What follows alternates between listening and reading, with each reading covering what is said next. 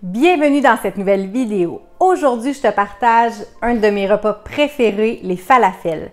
Je sais pas pour toi, mais personnellement, j'ai goûté aux falafels pour la première fois par hasard à l'aéroport de Chicago pendant que je mangeais un petit repas sur le pouce. Ça a été un coup de cœur instantané, j'ai adoré. J'ai découvert par la suite que je pouvais les faire à la maison assez facilement avec seulement quelques ingrédients hyper simples. Oublie pas de rester jusqu'à la fin parce que je te montre ma façon préférée de le servir en wrap. J'ai trop hâte de te montrer ça. On commence maintenant.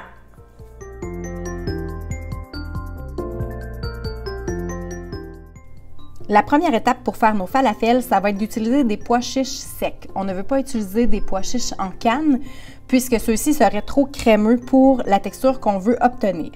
Donc, on va prendre une tasse et demie de pois chiches secs qu'on va mettre dans un grand bol. On va le remplir d'eau. Il faut mettre suffisamment d'eau parce que nos pois chiches vont tripler de volume.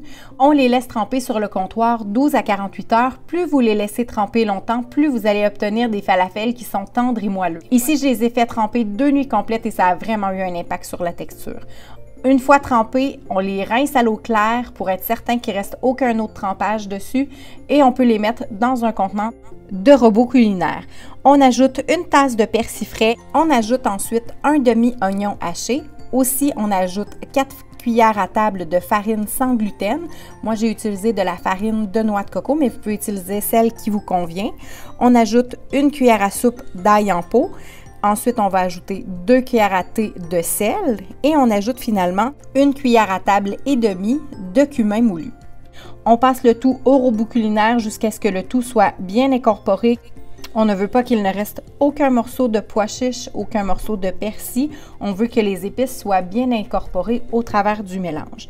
Quand on a une texture qui est moelleuse et homogène, moi j'aime bien les laisser reposer quelques heures au frigo. Je trouve que ça aide à la consistance pour pouvoir rouler des boules qui se tiennent mieux. Ici, je vais faire des boules d'environ 1 pouce et demi de large. Vous pourriez aussi faire des petites galettes. Ce serait aussi une option, ça dépend vraiment de ce que vous voulez en faire. Moi, j'aime bien les manger en salade, en wrap et je trouve qu'on goûte bien la texture et le moelleux du falafel quand on les fait en boules. Donc, c'est le choix que j'ai fait. Ça m'en a donné 24 petites boules.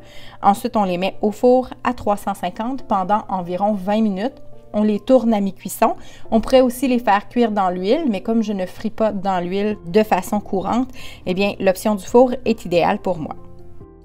Ici, j'ai choisi de les servir de ma façon préférée en wrap. Donc, j'ai tout simplement utilisé un tortilla de blé sur lequel j'ai tartiné de l'hummus maison. D'ailleurs, si tu n'as jamais vu mes 4 astuces pour obtenir le meilleur hummus maison crémeux de ta vie, je te mets le lien ici. Je garnis le tout de carottes râpées, de laitue finement ciselée, de tomates en tranches et bien sûr de mes fameux falafels.